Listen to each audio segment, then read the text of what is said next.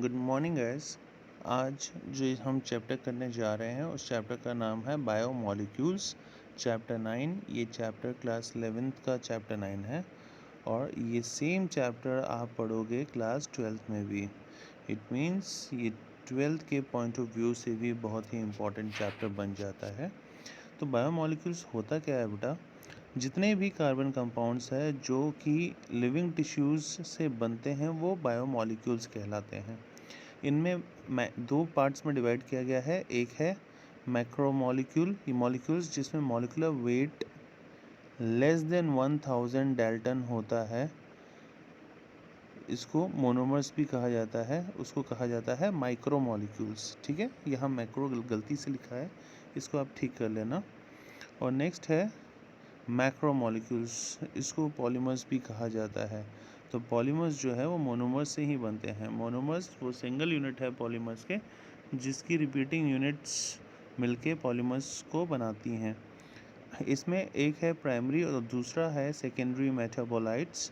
Primary metabolites में identifiable function होते हैं और ये बहुत ही इम्पोर्टेंट रोल अदा करता है हमारे नॉर्मल फिजियोलॉजिकल प्रोसेस में, जैसे कि amino acid, nitrogen bases, proteins, nucleic acid. Secondary metabolites वो प्रोडक्ट है कुछ मेटाबॉलिक पाथवे के जो कि प्राइमरी मेटाबोलाइट से बनते हैं। Example carotenoid, drugs, alkaloids, essential oils, rubber, gum, cellulose और रेसिन। रेसिन मतलब वो गोंद जो पेड़ से निकलता है। एमिनो एसिड्स ये सिंगल यूनिट है। एमिनो एसिड्स प्रोटीन जब हम डाइजेस्ट करते हैं तो वो एमिनो एसिड्स में कन्वर्ट हो जाता है जो कि मोनोमर है प्रोटीन्स का। तो ऑर्गेनिक कंपाउंड्स जिसमें एमिनो ग्रुप हो, एक एमिनो ग्रुप और एक कार्बोक्सिलिक ग्रुप, और दोनों ही ये ग्रुप अटैच हों एक ही कार्बन से, उसको कहा जाता है अल्फ़ा कार्बन। तो इसीलिए इस अमीनो एसिड्स को बोला जाता है अल्फ़ा एमिनो एसिड्स। और अगर ध्यान से देखोगे तो ये NH2 की जगह अगर इसमें एक H पॉजिटिव आके लग जाएगा तो NH3 पॉजिटिव, तो एक पॉजिटिव एंड भी इसमें अटैच होगा और COH नेगेटिव ग्रुप अटैच होता है। तो मतलब एक ही कार्बन से पॉजिटिव और नेगेटिव एंड दोनों जब अटैच होते हैं तो उसको कहा जाता है ज्विटर आयंस। ग्लाइसिन में R डबल बॉन्ड H है, एलेनिन में R डबल बॉन्ड CH2 है और सेरिन में R डबल बॉन्ड CH2OH। ये ग्रुप होते हैं। 20 type of amino acids present है। एमिनो एसिड्स एग्जिस्ट होता है ज्विटर आयनिक फॉर्म में जो मैंने अभी बताया आपको। बेस्ड ऑन अमीनो और कार्बोक्सिलिक ग्रुप अमीनो एसिड्स को हम क्लासिफाई कर सकते हैं एरोमेटिक जिसमें रिंग लाइक स्ट्रक्चर होता है। एग्जाम्पल है इसका tryptophan, phenyl alanine and tyrosine. ये एरोमेटिक है जो कि स्मेल प्रोवाइड करते हैं, स्मेल देने वाले अमीनो एसिड्स हैं। अमीनो एसिड्स में अगर हम बात करें तो जो न्यूट्रल होते हैं वो वेलाइन और प्रोलाइन होते हैं, ये न्यूट्रल होते हैं। और एक कुछ एसिडिक भी होते हैं और कुछ बेसिक भी होते हैं। जो पोलार वाले अमीनो एसिड्स होते हैं एसिडिक होते हैं aspartic acids and glutamic acid, और बेसिक होते हैं आर्जिनिन। नॉन पोलर वाला एग्जांपल अमीनो एसिड्स का अगर कोई पूछे तो कौन सा है? ग्लूटामाइन, टायरोसिन और सेरिन। अब बात करते हैं हम लिपिड्स यानी फ़ैट की। तो वाटर इंसॉल्युबल होते हैं, पानी में फ़ैट घुलते नहीं हैं। इसमें CH और O ग्रुप प्रेजेंट होता है। जब हाइड्रोलाइसिस किया जाता है फ़ैट्स का तो हमें क्या मिलता है? फैटी एसिड्स, यानी फ़ैट डाइजेस्ट होकर हमें fatty acids and glycerol provide करते हैं। फैटी एसिड्स में एक कार्बोक्सिलिक ग्रुप अटैच होता है R ग्रुप से जिसमें 1 to 19 कार्बन आइटम प्रेजेंट होते हैं।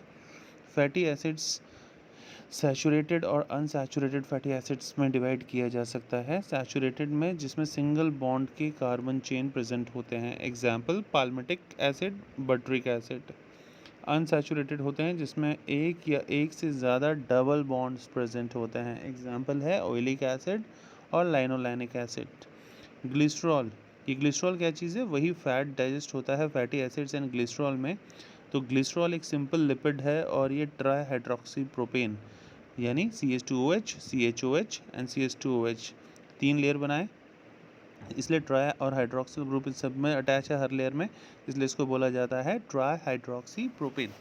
ओके, उसके बाद कुछ लिपिड जिसमें फैटी एसिड्स एस्टेरिफाइड ग्लिसरॉल के साथ होते हैं, एग्जाम्पल है उसका पाल्मिटिक एसिड्स। साबुन या सोप बनाने के यूज़ में आता है, सोप बनाने में पाल्मिटिक एसिड भी काम में आता है, ठीक है।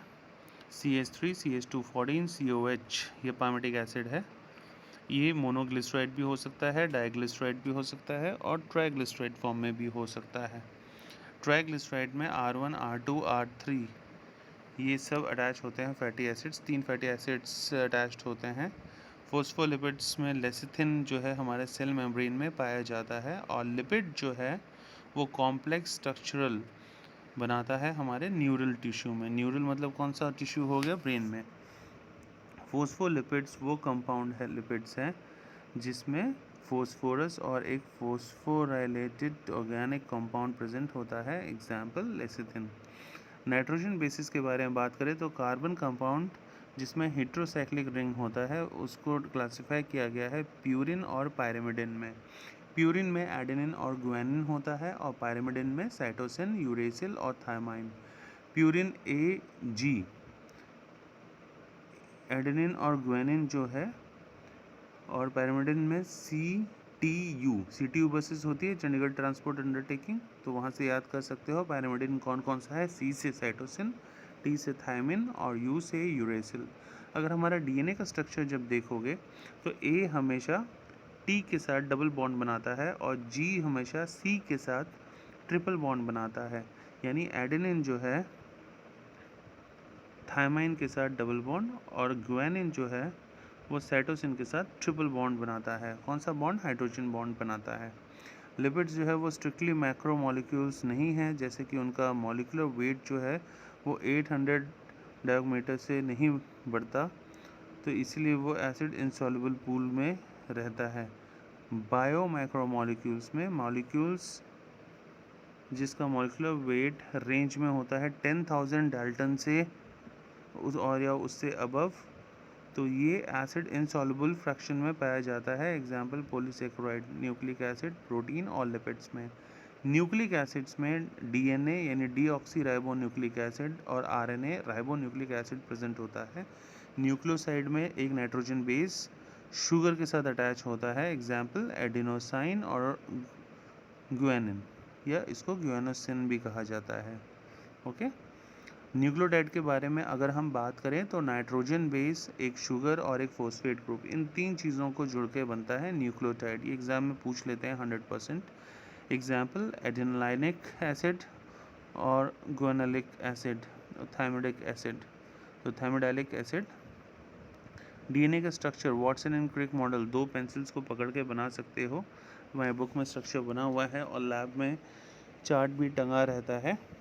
तो जो मैंने बताया था, DNA जो है right handed double helix 2 polypeptide chain का बना होता है जिसमें मेजर और माइनर ग्रुप्स प्रेजेंट होते हैं। तो 2 चेन जो होते हैं वो आपस में एंटी पैरेलल होता है, मतलब अगर एक स्ट्रैंड 3' to 5' एंड जा रहा है तो दूसरा वाला स्ट्रैंड 5' to 3' एंड जाएगा। और A हमेशा T के साथ बनाएगा डबल बॉन्ड, G यानी गुआनिन हमेशा C यानी साइटोसिन के साथ बनाएगा ट्रिपल बॉन्ड। पिच जो होता है वो 34 एंगस्ट्रॉम का होता है, जो कहीं कहीं पे जो राइज पर बेस पेयर है वो 3.4 एंगस्ट्रॉम प्रेजेंट होता है, ठीक है। तो एक पूरे फुल टर्न में 10 बेस पेयर्स प्रेजेंट होते हैं। ओके, प्रोटीन जो है वो पॉलीपेप्टाइड है और ये पॉलीमर्स होते हैं एमिनो एसिड्स के, और इनके बीच में पेप्टाइड बॉन्ड होता है। और जो प्रोटीन है वो हेट्रोपॉलीमर है, यानी अलग अलग मोनोमर्स लगे रहते हैं नंबर ऑफ टाइम्स। और फंक्शन जो है प्रोटीन का वो आप अपने NCERT बुक में टेबल 9.5 पे देख सकते हो, पेज नंबर 147 में। ओके, स्ट्रक्चर जो प्रोटीन का है इसमें 3 स्ट्रक्चर आता है जो आफ्टर ग्रेजुएशन में भी आपको पढ़ना पड़ता है कि प्रोटीन का पहला स्ट्रक्चर है primary structure, then secondary structure, then tertiary and fourth है क्वाटरनरी स्ट्रक्चर।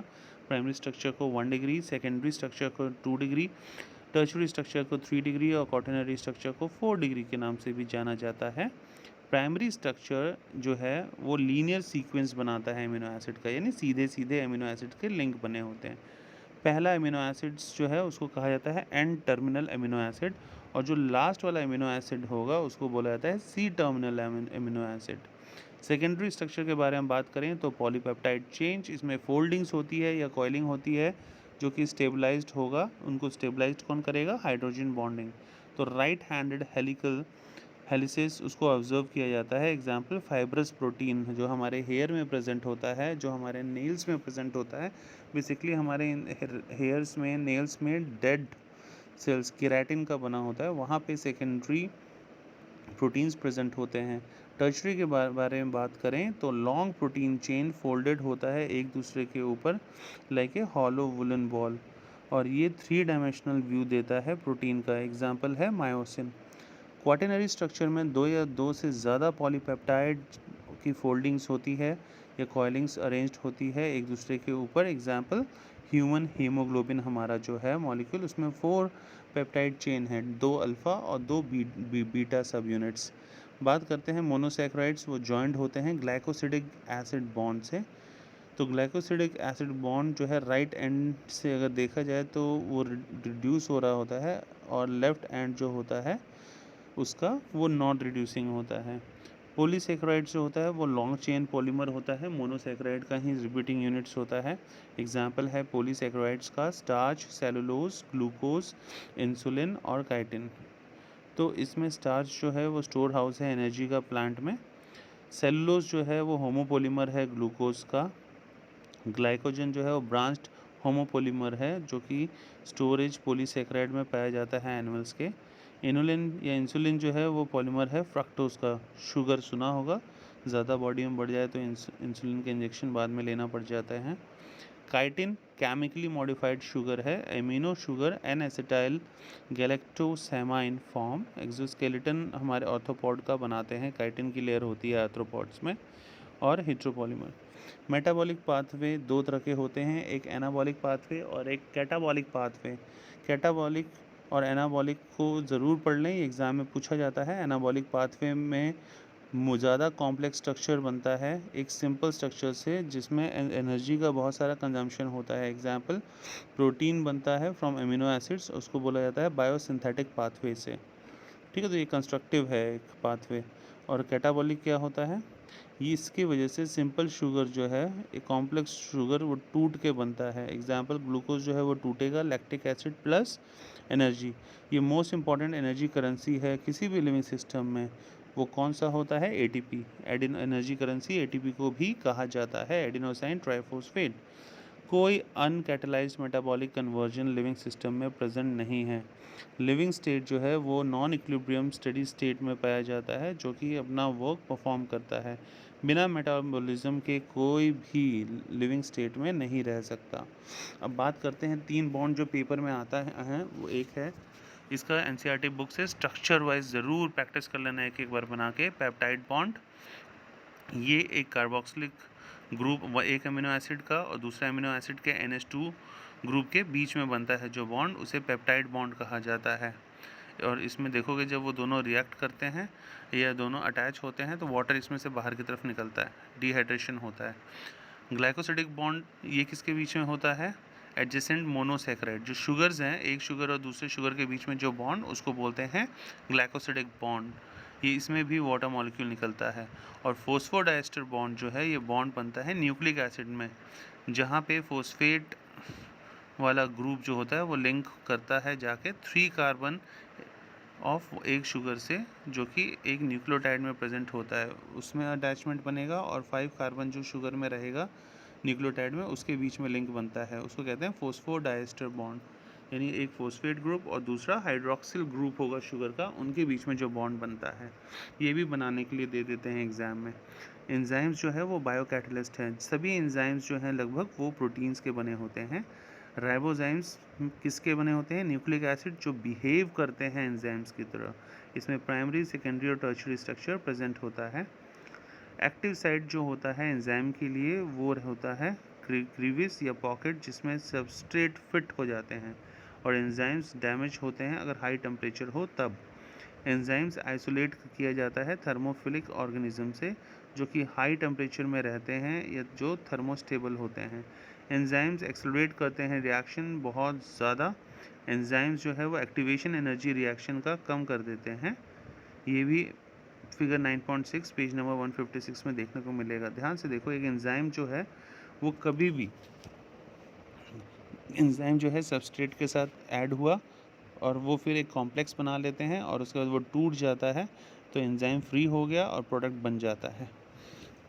उसके बाद फैक्टर्स जो अफेक्ट करते हैं एंजाइम की एक्टिविटी को, ये भी पेपर में पूछ लिया जाता है। टेम्परेचर, हाईएस्ट एक्टिविटी जो है वो एंजाइम की होती है ऑप्टिमम टेम्परेचर पे, क्योंकि ना ही ज़्यादा टेम्परेचर ज़्यादा होना चाहिए, ना ही टेम्परेचर बहुत कम होना चाहिए। यह एक्टिविटी डिक्लाइन होती जाती है अबव या below of optimum value. PH पे भी डिपेंड करता है एंजाइम की एक्टिविटी। एंजाइम फंक्शन करते हैं narrow range of pH. Highest activity जो है ऑप्टिमम पीएच पे काम करते हैं। कंसंट्रेशन ऑफ सबस्ट्रेट भी बहुत ही ज़रूरी है। जो एंजाइमेटिक रिएक्शन है वो बढ़ते जाता है जैसे जैसे आप सबस्ट्रेट का कंसंट्रेशन बढ़ाते जाओगे, और जब तक कि उसकी मैक्सिमम वेलोसिटी रीच कर जाता है उसके बाद फर्दर इंक्रीज़ करते जाओगे सबस्ट्रेट का, तो जिसकी वजह से रेट ऑफ रिएक्शन पे कोई असर नहीं पड़ेगा, क्योंकि कोई एंजाइम फ्री मॉलिक्यूल अवेलेबल ही नहीं होगा उस सबस्ट्रेट से अटैच होने के लिए। एंजाइम इनहिबिशन क्या होता है? जब बाइंडिंग जो होता है chemical shut off enzyme activity का, तो प्रोसेस को कहा जाता है इनहिबिशन, या केमिकल इसको कहा जाता है इनहिबिटर। कॉम्पिटिटिव इनहिबिशन क्या होता है? इनहिबिटर क्लोजली जो है देखने में लगता है कि वो सबस्ट्रेट जैसा है मॉलिक्यूलर स्ट्रक्चर में, और वो एंजाइम की एक्टिविटी को होने नहीं देता। एग्जाम्पल, सक्सिनिक डिहाइड्रोजिनेस, इसका इनहिबिशन होता है। कौन करता है? मैलोनेट करता है। एक्चुअल क्या है? Succinic acid. अब बात करते हैं एंजाइम्स की क्लासिफिकेशन की। इसमें ऑक्सीडो रिडक्टेज या डिहाइड्रोजिनेस, इसमें कैटलाइज ऑक्सीडो रिडक्शन होता है दो सबस्ट्रेट के बीच में, ठीक है। एस रिड्यूस्ड हो जाता है और एक एस डैश जो है वो ऑक्सीडाइज्ड हो जाता है, या फिर एस डैश ऑक्सीडाइज्ड होगा ये तो एस ऑक्सीडाइज्ड होगा तो एस डैश रिड्यूस्ड होगा। ठीक कर लेना, इसमें जो एस डैश ऑक्सीडाइज्ड है वो एस ऑक्सीडाइज्ड होगा। ट्रांसफरेस, ये भी एंजाइम का नाम है। लास्ट में ज़्यादातर एस एस एस नज़र आएगा। ट्रांसफरेसेस क्योंकि बहुत सारे हैं तो इसमें कैटलाइज ट्रांसफ़र करेगा क्या? ट्रांसफ़र ऑफ ग्रुप होगा अलग अलग सबस्ट्रेट के बीच में। और हाइड्रोलेस, ये कैटलाइज करेगा hydrolysis of ester, ether, peptide, glycosidic C carbon carbon, phosphorus nitrogen bond. Lyase catalyse करेगा कोई ग्रुप को अगर रिमूव करना होगा सबस्ट्रेट से, तो फिर लाइएस हेल्प करेगा। आइसोमेरेज जो है वो कैटलाइज करेगा इंटर कन्वर्जन, ऑप्टिकल, ज्योमेट्रिकल और पोजिशनल आइसोमर्स का। लाइगेस मतलब जोड़ने का काम करता है, ये कैटलाइज करता है लिंक, दो कंपाउंड्स को जोड़ने का काम करता है, चाहे CO, CS, CN या P और O को जोड़ेगा। लाइगेस मतलब जोड़ना, लाइगेट। उसके बाद कोफैक्टर। कोफैक्टर क्या होता है? ये एग्जाम में पूछते हैं। कोफैक्टर, प्रोस्थेटिक ग्रुप, कोएंजाइम, ये तीनों चीज़ें आपस में इंटरलिंक्ड है। कोफैक्टर एंजाइम्स जो है वो कैटालिटिकली ज़्यादा एक्टिव हो जाते हैं जब वो बाइंड करते हैं नॉन प्रोटीनिक कंस्टिट्यूएंट, जिसको कोफैक्टर कहा जाता है। तो प्रोटीन पोर्शन जो एंजाइम का है उसको बोलते हैं एपो एंजाइम, ठीक है, और जो नॉन प्रोटीन वाला पार्ट है उसको बोलते हैं कोफैक्टर। तो प्रोस्थेटिक ग्रुप कौन है? ये ऑर्गेनिक कंपाउंड है जो टाइटली बाउंड होता है एपो एंजाइम की तरफ से। एपो एंजाइम कौन सा था? प्रोटीन वाला पोर्शन एंजाइम का। और को एंजाइम क्या होता है? ये ऑर्गेनिक कंपाउंड जो कि एसोसिएट या जाके जुड़ता है एपो एंजाइम से सिर्फ ट्रांजिएंट फेज पे, यानी चेंज वाले फेज पे। यूजली ये अकर होता है जब कैटालिसिस का प्रोसेस होता है। एग्जाम्पल है coenzyme nicotinamide adenine dinucleotide NAD या NADP, जिसमें विटामिन नियासिन प्रेजेंट होता है। नियासिन कौन सा विटामिन है? Vitamin B12। मेटल आयंस, ये कोऑर्डिनेशन बॉन्ड बनाता है साइड चेन्स में, एक्टिव साइड में, और सेम टाइम में ये एक या एक से ज़्यादा कोऑर्डिनेशन बॉन्ड भी बनाता है सबस्ट्रेट के साथ। एग्जाम्पल है जिंक एंजाइम कार्बोक्सी पेप्टाइडेज में। आई होप सो आपको चैप्टर समझ में आ गया होगा। Have a good day.